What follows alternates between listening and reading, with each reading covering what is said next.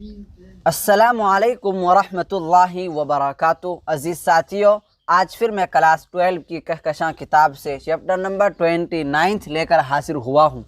अगर आपने पहले के बाकी वीडियो को नहीं देखा है तो आप उसको ज़रूर देखें, उसका लिंक डिस्क्रिप्शन में मौजूद है, आप वहां जाकर ज़रूर देख लें।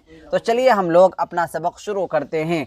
तो दोस्तों, आज के वीडियो में और आज के सबक में हम लोग रासिख अज़ीमाबादी के बारे में पढ़ेंगे। लेकिन साथियों, मैं आपको ये बात पहले बतला दूं कि आज के वीडियो में और आज के सबक में हम लोग दो गज़लों को पढ़ेंगे और इन दोनों गज़लों के लेखक का नाम रासिख अज़ीमाबादी है। इसलिए हम लोग सबसे पहले रासिख अज़ीमाबादी के बारे में जानेंगे, पढ़ेंगे कि इनकी पैदाइश कब हुई, इनकी वफ़ात कब हुई, इन्होंने इस दुनिया में रह कर के कौन कौन से कारनामे अंजाम दिए, और सबसे आखिर में इस चैप्टर के मुख्तसर तरीन सवालात को हम लोग हल करेंगे। इसलिए आपसे गुजारिश है, आपसे अपील है कि आप हमारे साथ बने रहें और आपके दोस्त अहबाब में से जो भी क्लास 12 में हो तो उसको इस सीरीज़ के साथ ज़रूर जोड़ने की कोशिश करें।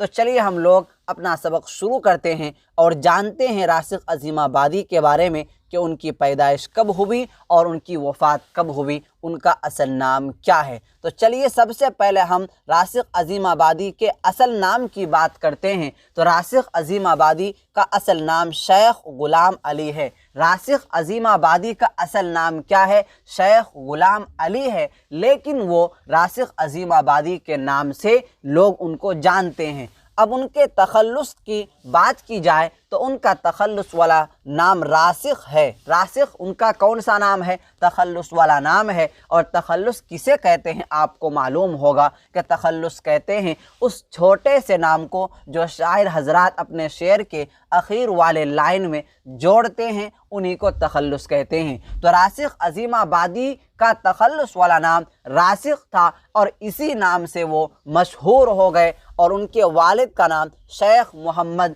फैज़ है।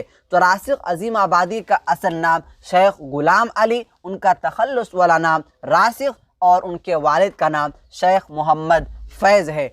अब अगर उनकी पैदाइश की बात की जाए, रासिख अज़ीमाबादी की पैदाइश की बात की जाए तो उनकी पैदाइश 1757 या 1758 ईस्वी के करीब हुई।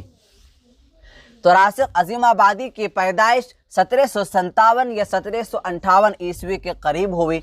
आपको एग्ज़ाम में पूछा जाएगा कि रासिख अज़ीमाबादी की पैदाइश कौन से सन में हुई, तो आप जवाब देंगे 1757 या 1758 ईस्वी के करीब हुई। आपको अगर ऑप्शन में दिया रहेगा 1757 और 58 नहीं दिया रहेगा तो आप 1757 में टिक लगा दीजिएगा, या अगर आपको 1757 58 एक साथ रहेगा तो दोनों में टिक लगा दीजिएगा। उनकी पैदाइश 1757 या 58 के करीब हुई है, लेकिन ये फिक्स नहीं है, ये मुतअय्यन नहीं है कि 1757 या 1758 में ही हुई है। अब अगर रासिख अज़ीमाबादी की वफ़ात की बात की जाए तो उनकी वफ़ात 1823 ईस्वी में हुई। रासिख अज़ीमाबादी की वफ़ात कब हुई? 1823 ईस्वी में हुई। उनकी कब्र महल्ला लोधी कटरा पटना सिटी में हुई। रासिख अज़ीमाबादी की कब्र जो है महल्ला लोधी कटरा पटना सिटी में हुई, और उनकी वफ़ात जो है 1823 ईस्वी में हो गई और वह इस दुनिया से चल बसे। उर्दू फ़ारसी और फ़न उरूज़ से अच्छी वाक़फ़ियत थी। उर्दू फ़ारसी और फ़न उरूज़ से अच्छी वाक़फ़ियत थी, यानी रासिख अज़ीमाबादी उर्दू फ़ारसी और फ़न उरूज़ में एक महारत रखते थे। फ़न उरूज़, उर्दू और फ़ारसी लैंग्वेज को वो बहुत अच्छे से जानते थे। इसीलिए यहाँ कहा गया कि रासिख अज़ीमाबादी को उर्दू फ़ारसी और फ़न उरूज़ से अच्छी वाक़फ़ियत थी।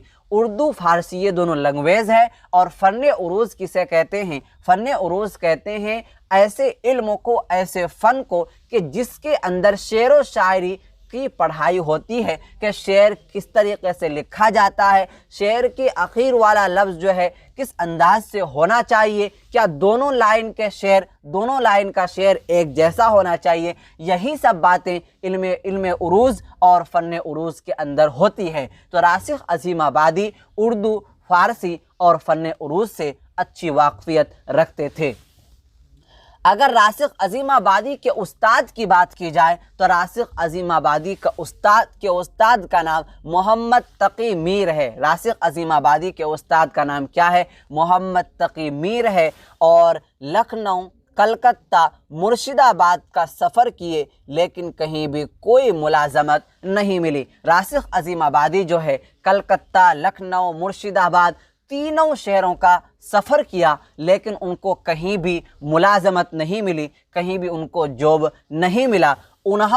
किन्होंने रासिख अजीम आबादी ने गज़लें, कसाइद, रुबाइयात, मदहिया क़तआत, मुस्नवियात, मुखम्मसात और वासोख्त लिखे हैं। रासिख अजीम आबादी गज़ल भी लिखे हैं, कसाइद भी लिखे हैं, रुबाइयात, मदहिया क़तआत, मुस्नवियात, मुखम्मसात और वासोख्त भी लिखे हैं। तो चलिए हम लोग इन तमाम की तारीफ़ को पढ़ लेते हैं कि कसाइद, रुबाइयात, मदहिया क़तआत वगैरह वगैरह किसे कहते हैं। तो कसाइद ये जो है कसीदा की जमा है और कसीदा कहते हैं उस नज़म को, उस शेर को कि जिस शेर के अंदर बादशाह या किसी हुक्मरान के बारे में तारीफ़ की जाती है तो उसे कसीदा कहते हैं। रुबाइयात किसे कहते हैं कि 4 लाइन के अंदर कोई शेर जो होता है उनको रुबाइयात शेर कहते हैं और ये इसका वाहिद रुबाई है और ये जमा है रुबाइयात।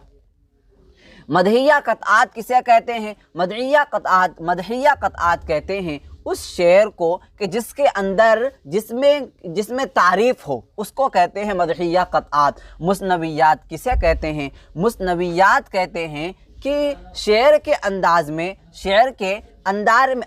में किसी लड़की, किसी महबूब के बारे में बोलना उसको मुस्नवियात कहते हैं। इसी तरीक़े से गज़लों को गज़ल और मुस्नवियात इन दोनों का माना एक ही है, लेकिन फ़र्क यह है कि गज़ल के अंदर थोड़ा सा कम पाया जाता है और मुस्नवियात के अंदर ज़्यादा पाया जाता है। गज़ल के अंदर क्या होता है कि औरतों के बारे में, लड़कियों के बारे में कम बोला जाता है, लेकिन मुस्नवियात के अंदर ज़्यादा बोला जाता है। और मुखम्मसात किसे कहते हैं? मुखम्मसात कहते हैं 5 शेर वाली लाइन, 5 शेर वाले शेर को मुखम्मसात कहते हैं। और वासोख्त किसे कहते हैं? वासोख्त कहते हैं जब महबूब, महबूबा, आशिक, आशिका, लड़का लड़की की मोहब्बत के बीच में कोई दरार आ जाता है, उनकी मोहब्बत के दरमियान कोई तकलीफ़ हो जाती है, उन दोनों के दरमियान दुश्मनी हो जाती है, तो शेर को, उन दोनों को मिलाने के लिए जो शेर पढ़ा जाता है उनको कहते हैं वासोख। तो हम लोगों ने गज़ल, कसीदा, रुबाई, मदहिया क़तआत, मुस्नवी, मुखम्मसात और वासोख्त के बारे में पढ़ लिया। इन तमाम से रासिख अजीम आबादी से वाबस्ता था और इन तमाम को रासिख अजीम आबादी लिखे हैं। गज़ल को भी लिखा है, कसाइद को भी लिखे हैं, रुबाइयात को भी लिखे हैं वगैरह वगैरह। अब आगे चलते हैं कि जिसमें लिखा हुआ है कि गज़ल और मुस्नवी की वजह से ख़ास तौर पर मकबूल हुए। रासिख अजीम आबादी तो बहुत सारे असनाफ़ को लिखे हैं, कसाइद को, रुबाइयात को, मदहिया क़तआत को, मुस्नवियात को, मुखम्मसात को वगैरह वगैरह, लेकिन इन तमाम असनाफ़ में से गज़ल और मुस्नवी की वजह से ख़ासन ये रासिख अजीम आबादी मकबूल हुए। आपको एग्ज़ाम में ये पूछा जाएगा कि रासिख अजीम आबादी किस सिन्फ़ की वजह से या किन असनाफ़ की वजह से वो मकबूल हो गए, वो मशहूर हो गए, लोगों के निगाह में, लोगों के दिल में वो बस गए। तो जवाब होगा 2 सिन्फ़ की वजह से वो मकबूल हो गए। नंबर 1 में है गज़ल और नंबर 2 में है मुस्नवी। तो यहाँ तक हम लोगों ने रासिख अजीम आबादी के बारे में पढ़ा कि उनकी पैदाइश कब हुई, वफ़ात कब हुई, उनके बारे में सारी बातों को हम लोगों ने पढ़ लिया। अब चलते हैं हम लोग इस चैप्टर के मुख्तसर तरीन सवालात को हल करते हैं, जिसमें सवाल नंबर 1 में ये पूछा जा रहा है कि रासिख का पूरा नाम क्या था? रासिख अजीम आबादी का पूरा नाम क्या था, असल नाम क्या था? तो जवाब होगा रासिख का पूरा नाम शेख गुलाम अली था। रासिख का पूरा नाम क्या था? शेख गुलाम अली था। सवाल नंबर 2 में पूछा जा रहा है कि रासिख कब और कहाँ पैदा हुए? रासिख कब और कहाँ पैदा हुए? तो जवाब होगा रासिख अजीमाबाद में पैदा हुए और 1757 या 58 ईस्वी को पैदा हुए। सवाल नंबर 3 में पूछा जा रहा है, रासिख किसके शागिर्द थे? रासिख किसके शागिर्द थे, यानी रासिख किसके स्टूडेंट थे? तो जवाब होगा मीर तकी मीर के शागिर्द थे। उस्ताद का नाम मीर तकी मीर, शागिर्द का नाम रासिख अजीमाबादी, उस्ताद का नाम मीर तकी मीर और शागिर्द का नाम रासिख अजीमाबादी। सवाल नंबर 4 में पूछा जा रहा है, मीर की शागिर्दी पर कौन फ़ख्र करता है? मीर की यानी मीर तकी मीर की शागिर्दी पर कौन फ़ख्र करता है? तो जवाब होगा मीर की शागिर्दी पर रासिख फ़ख्र करते हैं, यानी रासिख अजीमाबादी फ़ख्र करते हैं। सवाल नंबर 5 में पूछा जा रहा है कि रासिख खुसूसन किस सिन्फ में तबा आजमाई की है?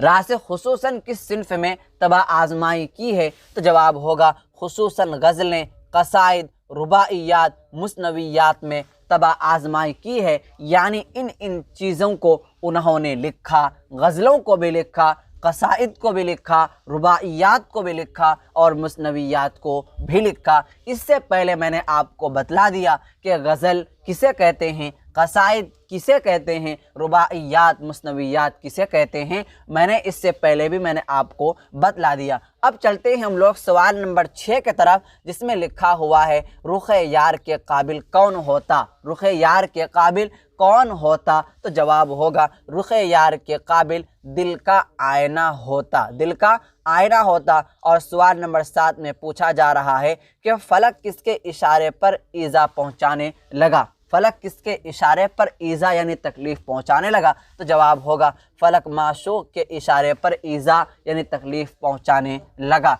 सवाल नंबर 8 जो कि आज के सबक का आखिरी सवाल है, इसमें यह पूछा जा रहा है कि दिल क्यों डूबा जा रहा था? दिल क्यों डूबा जा रहा था? तो जवाब होगा इश्क की बीमारी में दिल डूबा जा रहा था। तो यहाँ तक हम लोगों ने इस चैप्टर के मुख्तसर तरीन सवालात को हल कर लिया है। सबसे पहले रासिख अजीमाबादी के बारे में जाना, उनके बाद इस चैप्टर के अहम और मुख्तसर तरीन सवालात को हम लोगों ने हल किया। मैं उम्मीद करूँगा कि आज का सबक आपने मुकम्मल तौर पर समझ लिया होगा। कहीं भी दिक्कत हो, कहीं भी परेशानी हो तो आप कमेंट बॉक्स में अपना सवाल ज़रूर लिखें। इंशाअल्लाह आपको आपके सवाल का जवाब बहुत जल्द दे दिया जाएगा। साथियों, 12वीं क्लास की उर्दू की मुकम्मल तैयारी करने के लिए हमारे YouTube channel ideal Urdu classes को सब्सक्राइब करें और रोज़ाना के सबक का PDF लेने के लिए नीचे दिए गए नंबर पर राब्ता करें